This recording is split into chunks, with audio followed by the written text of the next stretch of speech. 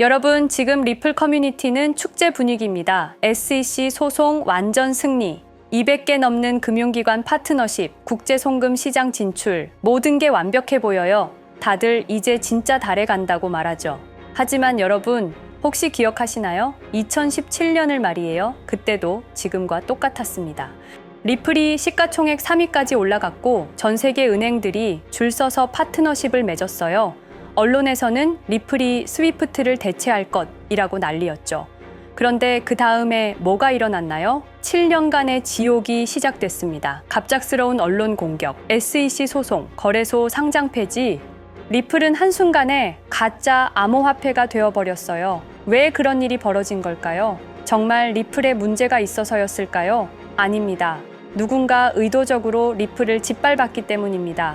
그리고 지금 똑같은 패턴이 반복될 가능성이 있어요. 여러분이 이번엔 다르다고 생각하는 동안 그들은 이미 다음 수를 준비하고 있을지도 모릅니다.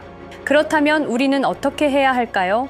과거를 정확히 이해해야 합니다. 2017년에 무슨 일이 일어났는지, 누가 그 일을 벌였는지, 그리고 어떤 방법을 썼는지 말이에요. 그래야 이번에는 당하지 않을 수 있거든요. 2004년 어느 가을날부터 시작된 이야기를 들려드릴게요. 페이팔이라는 작은 결제 회사가 15억 달러에 매각되면서 6명의 젊은이들이 하루아침에 억만장자가 되었습니다. 일론 머스크, 피터 틸, 리드 호프만, 이들은 그 돈으로 실리콘밸리를 완전히 바꿔놓기 시작했어요. 그리고 2017년 리플이 그들의 계획에 위협이 되기 시작했을 때 정확히 무슨 일이 벌어졌는지 아세요? 첫 번째, 언론 조작이었습니다. 갑자기 모든 주요 언론에서 리플을 공격하기 시작했어요. 두 번째, 커뮤니티 분열이었습니다. 암호화폐 커뮤니티 내부에서 리플을 배척하는 분위기를 만들어냈죠. 세 번째, 거래소 압박이었습니다. 주요 거래소들에게 압력을 넣어서 리플 거래를 제한하도록 했어요. 그리고 마지막, SEC 소송이었습니다. 2020년 12월 22일 밤, SEC가 갑자기 리플을 증권이라고 주장하며 소송을 걸었죠. 그런데 여기서 가장 소름 끼치는 부분이 있어요. SEC 발표 30분 전부터 이미 대량 매도가 시작됐다는 사실입니다. 누군가 미리 알고 있었다는 뜻이죠. 그리고 바로 그날 밤 비트코인이 사상 최고가를 기록했어요. 우연일까요? 절대 아닙니다. 모든 게 계획된 일이었어요. 하지만 다행히 리플은 살아남았습니다. SEC 소송에서 완전히 승리했고 이제 다시 성장할 기회를 얻었어요. 그런데 여러분, 안심하기는 아직 이릅니다. 이들이 쉽게 포기할 사람들이 아니거든요. 분명히 새로운 방법을 생각하고 있을 겁니다. 리플의 성장을 막을 수 있는. 그렇기 때문에 우리는 적을 정확히 알아야 해요. 오늘 그 전체 이야기를 여러분께 들려드리겠습니다. 과거에 무슨 일이 일어났는지, 그들이 누구인지, 그리고 우리는 어떻게 대응해야 하는지, 역사를 모르는 자는 역사를 반복한다고 했습니다. 이번에는 절대 당하지 맙시다. 2020년 12월 22일 단 하루 만에 리플은 암살당했습니다. 여러분, 제가 오늘 들려드릴 이야기는 단순한 투자 실패담이 아닙니다. 이것은 21세기 가장 정교한 금융 암살 사건에 관한 이야기입니다. 2020년 12월 22일 오후 우리가 투자했던 리플이 하루아침에 반토막이 났습니다. 당시 리플은 63% 급락했습니다. 마치 은퇴 자금이 하루아침에 반토막 나는 것과 같은 생존 본능을 자극하는 충격이었습니다. 그때 리플에 투자하셨던 분들이라면 누구나 기억하실 겁니다. 누군가는 그날 하루 만에 수천만 원을 잃었고 어떤 이는 수억이 사라지는 걸 그저 눈 뜨고 지켜볼 수밖에 없었습니다. 그리고 그날부터 진짜 전쟁이 시작됐습니다. 그때는 우리가 잘못 판단한 줄 알았습니다. 하지만 5년간 추적한 결과 알아낸 진실은 이것은 우연이 아니었습니다. 누군가 치밀하게 계획한 암살이었습니다. 먼저 왜 누군가가 리플을 없애려 했는지 이해해야 합니다. 스위프트라는 시스템을 아시나요? 현재 200여 개국 11,000개의 금융기관이 사용하는 글로벌 송금 네트워크입니다. 벨기에에 본부를 두고 있지만 실질적으로는 미국이 완전히 통제하고 있습니다. 스위프트가 왜 무서운 권력이라고 말을 하냐면요. 2012년 이란 핵제재 때 이란 은행들을 스위프트에서 완전 퇴출시켰습니다. 그 결과로 이란의 경제는 즉시 붕괴가 됐죠. 그리고 2022년 러시아의 우크라이나 침공 후 러시아 주요 은행들도 스위프트에서 퇴출됐는데 그 직후 바로 러시아의 루블화는 30% 이상 폭락했습니다. 즉, 스위프트에서 쫓겨나면 그 나라는 국제거래에서 완전히 고립됩니다. 그런데 리플은 이 모든 것을 우회할 수 있었습니다. 며칠 걸리던 송금이 리플에선 5초면 끝났습니다. 기존엔 몇만 원씩 들던 수수료가 1원도 안 들었습니다. 거기다가 중개은행까지 불필요했습니다. 그리하여 2017년 리플의 위력이 증명되었습니다. 일본 SBI 그룹, 뱅크 오브 아메리카, 산탄데르 은행 등 200개 이상 금융기관이 리플 파트너십을 검토했습니다.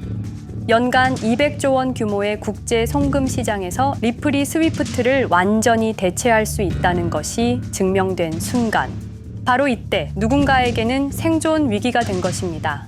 리플은 단순한 암호화폐가 아니었습니다. 리플은 미국이 전 세계를 통제하는 금융무기인 스위프트에 대한 직접적인 도전이었습니다. 스위프트는 돈의 흐름을 틀어쥔 지배의 손길이었습니다. 핵보다 강한 권력, 바로 통화망입니다. 리플 사건을 파헤치다 보니 소름 끼치는 단서들이 발견되기 시작했습니다. 첫 번째 단서, 완벽한 타이밍의 미스터리. 2020년 12월 22일의 타이밍을 분석해 보겠습니다. 12월 22일 오후 9시 30분, SEC 의장 제이 클레이튼은 임기 마지막 12시간을 남기고 전격적으로 리플에 대한 기소를 발표합니다. 그 다음 날인 12월 23일, 제이 클레이튼은 SEC 의장직에서 사임하죠. 충격적이게도 바로 다음 날, 제이 클레이튼은 월리버 에셋 매니지먼트라는 헤지펀드의 자문 역할로 합류하게 됩니다. 월리버 에셋 매니지먼트는 당시 리플과 라이벌 구도를 형성하고 있던 비트코인과 이더리움에 우리 돈 8천억이라는 거액을 투자한 회사였습니다. 그런데 클레이튼은 리플을 기소한 바로 다음 날 이 회사의 자문이 되었습니다. 두 번째 단서, 이더리움 특혜의 진실. 2018년 6월 14일, SEC 기업금융국장 윌리엄 힌먼의 충격적인 연설이 있었습니다. 현재 이더리움의 제공과 판매는 증권 거래가 아니라고 본다. 그런데 힌먼은 SEC에 오기 전 심슨 대처라는 로펌에서 근무했는데 이 로펌은 이더리움 엔터프라이즈 얼라이언스 멤버였습니다. 더욱이 SEC, 재직 중에도 해당 로펌으로부터 상당한 수입을 유지하고 있었습니다. 반면 리플은 리플 CEO가 직접 만나서 명확한 지위를 요청했지만 시간이 더 필요하다며 3년을 더 기다리게 했습니다.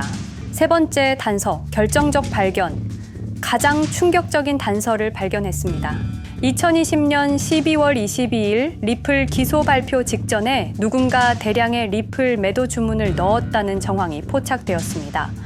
마치 미리 알고 있었다는 듯이 말입니다. 이 흔적들을 추적하던 중 예상치 못한 곳으로 연결되었습니다. 실리콘밸리였습니다. 은행이나 정부가 아니라 테크 기업들이었습니다. 그것도 우리가 혁신과 자유의 상징으로 알고 있던 바로 그 실리콘밸리 말입니다. 이 세 명의 인물, 이 세 개의 사건, 전혀 관련이 없어 보이지만 공통점이 하나 있습니다. 모두가 실리콘밸리 금융 네트워크와 직접 연결되어 있었다는 겁니다. 모든 흔적이 한 곳을 가리키고 있었습니다. 리플을 제거한 배후로 의심되는 세력들, 많은 단서들이 결국 이곳을 가리키고 있었습니다. 바로 페이팔 마피아라는 이름의 거대한 네트워크였습니다. 2002년 10월 3일 페이팔이 이베이에 매각되었습니다. 이때 페이팔을 퇴사한 50명 중 38명이 새로운 기업을 창업하거나 거대한 투자를 시작했습니다. 그들은 서로 관계를 꾸준히 유지하면서 창업한 기업에 서로 투자하고 때로는 동업하면서 상호 성장하는 거대한 네트워크를 만들어냈습니다. 2025년 현재는 우리나라의 GDP보다 큰 규모의 자산을 움직이는 네트워크가 되었습니다. 이제 그들은 기업가가 아닌 제국의 지배자가 되었습니다. AI, 국방, 금융, 심지어 법까지도 전부 그들의 손안에 들어왔습니다. 그중 핵심 인물이 바로 피터 틸인데요. 팔란티어를 창업한 사람입니다. 팔란티어는 CIA, FBI, 미 국방부 등의 정부 기관에 데이터 시스템을 독점으로 공급하고 있습니다. 피터 틸이 직접 설립하거나 자문을 한 회사만 무려 59개나 되는데요. 가장 유명한 사례는 페이스북의 첫 외부 투자자였다는 겁니다. 우리 돈 약 6억 정도를 투자해서 수조 원의 수익을 올렸거든요. 그리고 나서 2025년 트럼프 2기 행정부의 공동인수위원회 의장으로 발탁이 된 인물입니다. 2001년 충격적인 9.11 테러 후 그는 우리의 사기 탐지 기술을 국가 안보에 쓸 수 있다며 2003년 펠런티어를 창업했습니다. 창업과 동시에 CIA의 벤처 펀드 인큐텔로부터 투자를 받았습니다. 그리고 피터 틸은 단순히 사업만 한 것이 아닙니다. 정치인을 직접 키워냈습니다. 현재 미국 부통령인 JD 벤스는 피터 틸의 미스릴 캐피탈에서 일했고 피터 틸의 지원을 받아 나르야 캐피탈을 창업했습니다. 트럼프에게 벤스를 소개한 것도 피터 틸입니다. 그리고 일론 머스크, 우리에게는 테슬라, 스페이스X, 그리고 X로 유명한 인물이죠. 머스크 역시 트럼프 2기 행정부에 입각해서 정부 효율 성부, 도지의 수장으로 일했습니다. 연방정부 전체의 예산 삭감 권한을 가진 엄청난 자리였습니다만 지금은 트럼프와 갈등을 벌이고 있기도 하죠. 그런데 그가 트럼프의 2024년 대선 최대 후원자라는 건 변하지 않습니다. 무려 2억 9,148만 달러, 우리 돈으로 약 4,300억 원을 기부했는데요. 머스크는 그때부터 기술과 권력을 통합하려는 제국 건설에 나섰습니다. AI, 화성, 인터넷, 금융, 이제는 인류의 생각 그 자체까지 장악하려 하고 있습니다. 머스크는 원래 트럼프 지지자가 아니었습니다. 오히려 바이든을 지지했죠. 하지만 바이든 정부가 백악관 전기자동차 정상회담에서 GM과 포드는 초대하고 테슬라의 수장인 자신은 제외시키자 마음의 상처를 입은 머스크는 공화당 지지자로 돌아섰습니다.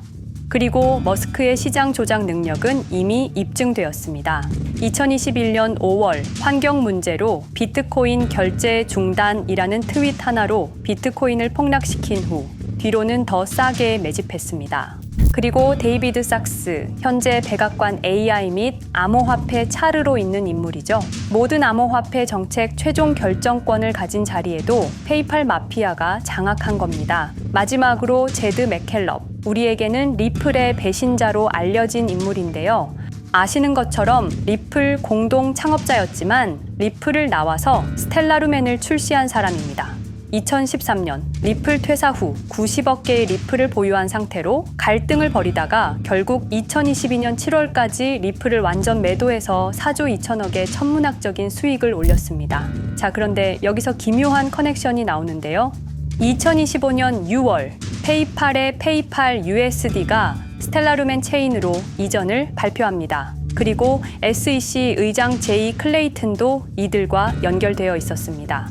클레이튼이 리플 기소 후 바로 합류한 월리버 에셋 매니지먼트는 페이팔 마피아들이 투자한 회사였고 원래는 비트코인, 이더리움에 8천억 정도를 투자했다고 알려져 있었지만 올해 초 내부 기밀 문서가 유출되는 사건이 발생합니다. 그 문서에는 스텔라루멘에 700억 가량 투자했다는 사실과 피터 틸의 팔란티어 주식 1조 6천억 원어치, 그리고 페이팔 USD에 대한 투자 내용도 있었습니다. 더욱 충격적인 건 리플 경쟁사들의 집중적인 투자를 이어오고 있었다는 겁니다. 이제 모든 퍼즐이 맞춰지는 느낌이죠. 페이팔 마피아의 리플 제거 작전을 시간 순으로 정리해보자면 1단계, 내부 침투. 제드 맥켈럽이 리플 공동 창업자로 참여해 핵심 기술을 습득한 후 2013년 의도적 갈등 조성 후 퇴사. 90억 개의 리플을 보유한 채 시한폭탄을 설치했습니다. 2단계, 정부 인프라 구축. 피터 틸의 펠런티어가 2003년 CIA 벤처 펀드 투자로 창업 후 2020년까지 주요 정부기관 핵심 시스템을 장악했습니다. 3단계, 경쟁사 특혜 공작. 윌리엄 힌먼을 통해 2018년 6월 이더리움은 증권이 아니다 발언을 이끌어내면서 리플을 3년간 의도적으로 지연시켰습니다. 4단계, 마지막 일격. 제이 클레이튼이 임기 마지막 12시간 전에 리플을 기소한 후 다음 날 사임, 바로 그 다음 날 리플 경쟁사에 투자하는 회사의 자문으로 합류했습니다. 5단계 대체제 준비. 2023년 8월 페이팔 USD 스테이블 코인을 출시하고 2025년 6월 제드의 스텔라 블록체인으로 확장을 발표했습니다. 제드의 리플 매도 자금이 스텔라 개발에 투입되었습니다. 6단계 정치권 완전 장악. 데이비드 sak스가 모든 암호화폐 정책 최종 결정권을, 일론 머스크가 정부 예산 삭감 권한을, 피터 틸이 트럼프 인수위원회 공동의장직을 차지했습니다. 동시에 테크 기업들의 로비 활동도 급증했습니다. 메타는 2024년 역대 최고 금액인 2,443만 달러를 로비로 지출. 메타의 로비스트는 2016년 31명에서 2024년 65명으로 증가했는데요. 의원 8명당 로비스트 1명을 붙인 꼴입니다. 아마존은 의원 6명당 1명씩 담당 로비스트가 붙을 정도로 규모를 확대했고요. 7단계 경쟁 세력 완전 제거. 데이비드 sak스가 백악관 정책 담당자로 취임한 지 2주 만에 리플이 지난 수년간 워싱턴에 배치해 놓은 주요 로비스트들이 하루아침에 모두 축출되었습니다. 공식적인 이유는 이해관계 충돌이었지만 실제로는 경쟁 세력 제거 작전이었습니다. 이로써 리플을 대변할 수 있는 마지막 정치적 통로마저 완전히 차단되었습니다. 페이팔 마피아의 계획은 리플 공격이 끝이 아니었습니다. 현재 새로운 타겟을 노리고 있습니다. 그리고 그 타겟은 단순한 암호화폐가 아닙니다. 그건 머스크조차 경계할 수밖에 없는 존재, 통제 불가능한 AI 코인이었습니다. 리플에 대한 공격이 성공한 것처럼 보이지만 그들이 아직 해결하지 못한 하나의 문제가 남아 있습니다. 한 AI 코인이 일론 머스크의 테슬라 AI와 xAI를 위협할 수 있는 기술력을 가지고 있다는 것입니다. 그래서 전략이 바뀌었습니다. 죽일 수 없으면 소유하자. 머스크가 이 코인을 경계하는 증거들이 몇 가지 있는데요. 지난 6개월간 머스크의 행동 변화가 포착되었습니다. xAI에 대한 급격한 추가 투자 발표가 이어졌고 테슬라 AI 개발 속도를 급격히 가속화시키고 있습니다. 그리고 특정 AI 기술에 대한 부정적 언급이 증가하고 있는데요. 이 AI 코인은 현재 진짜 AGI 구현이 가능한 탈중앙화 AI 네트워크를 구축하고 있고 초당 수십억 단위의 연산을 처리할 수 있는 진짜 분산형 뉴럴 네트워크 기반입니다. 수백만 개의 노드가 연결된 분산 뉴럴 네트워크, 테슬라도 메타도 이 기술만큼은 아직 구현하지 못했습니다. 현재 기술로는 단 하나뿐입니다. 그러나 시가총액은 테슬라의 500분의 1 수준으로 그들이 매집을 멈추지 않는 이유입니다. 2025년 초, 이 코인의 공식 계정이 X 플랫폼에서 노출 차단된 정황이 포착됐습니다. 광고 계정도 중지됐고 해당 코인에 대한 설명 영상들도 순식간에 사라졌습니다. 이유는 머스크의 경쟁이 될 수 있는 유일한 AI였기 때문입니다. AI는 이제 권력을 쥐는 자가 인류의 사고를 설계할 수 있는 시대의 열쇠입니다. 머스크가 이 코인을 완전히 소유하게 되면 그의 AI 제국은 완성될지도 모르겠습니다. 하지만 문제가 있습니다. 그들은 이 AI 코인을 죽이지 않았습니다. 그 대신 가격을 철저히 짓눌렀습니다. 검색에서는 사라졌고 알고리즘은 배제했습니다. 누군가는 관심 없는 프로젝트라고 말합니다. 하지만 진실은 정반대입니다. 지금도 머스크와 페이팔 마피아의 자금이 그 코인으로 조용히 흘러 들어가고 있습니다. 가격이 낮은 건 무가치해서가 아니라 그들이 싸게 사고 있기 때문입니다. 그런데 이 AI 코인의 정체를 여기 유튜브에서 공개하려 했지만 치명적인 문제를 발견했습니다. 2005년 페이팔의 웹 디자이너와 개발자들이 동영상 공유 서비스를 만들었는데 그게 바로 지금 여러분이 보고 계시는 유튜브입니다. 체드 헐리, 스티브 첸, 자베드 카림, 유튜브 창립자들도 모두 페이팔 출신입니다. 게다가 일론 머스크는 현재 X를 소유하고 있습니다. 이러한 플랫폼들에서 그들의 AI 제국을 방해하는 정보를 공개하면 검열당할 위험이 있습니다. 그런데 제가 이 코인의 정체를 세상에 폭로한 게 이번이 처음이 아닙니다. 어떤 이유에선지 그 영상은 삭제되었고 이후 채널도 더는 운영할 수 없게 되었습니다. 커뮤니티 가이드라인을 위반한 적은 없었지만 불편한 진실이 다뤄질 때마다 이런 일이 반복됐습니다. 이건 단지 투자 종목 하나를 공유하는 문제가 아닙니다. 이건 우리가 감시와 통제에 맞서 싸울 수 있는 유일한 기회입니다. 영상의 댓글란에 저항이라고 두 글자를 남겨주시고 010-5528-2156 이 번호로 저항 두 글자만 문자로 보내주세요. 그럼 당신은 지금 머스크가 검열하고 페이팔 마피아가 조용히 매집 중인 그 AI 코인의 정체를 가장 먼저 알게 될 것입니다. 우리는 지금 역사의 분수령을 지나고 있습니다. 진정한 탈중앙화 금융이 실현될 뻔했지만 페이팔 마피아의 방해로 더 강력하고 교묘한 지배자들이 통제하는 세상이 오고 있습니다. 페이팔 마피아가 완성하려는 새로운 세계는 팔란티어를 통해 모든 거래를 실시간으로 감시하고 페이팔의 페이팔 USD를 통해 정부 마음대로 계좌를 동결시킬 수도 있고 차세대 스위프트를 통해 우리의 거래를 통제하고 AI 기술 독점을 통해 인류의 사고방식마저 장악하려는 겁니다. 하지만 완전히 포기하기엔 너무 이릅니다. 왜냐하면 진실을 아는 사람들이 늘어나고 있고 브릭스가 여기에 대한 대안을 만들고 있으며 리플의 기술적 우수성은 여전히 변하지 않았고 아직 머스크가 완전히 통제하지 못한 진짜 AI 혁명의 씨앗인 이 코인이 남아있기 때문입니다. 규제 환경이 바뀌고 진실이 밝혀지면 리플은 언제든 재평가받을 수 있습니다. 리플 홀더들이 당한 것은 개인 투자 실패가 아니었습니다. 이것은 21세기 금융 권력 투쟁에서 일어난 결정적 전투였습니다. 리플은 비록 일시적으로 억압받고 있지만 진정한 탈중앙화 기술은 결코 사라지지 않습니다.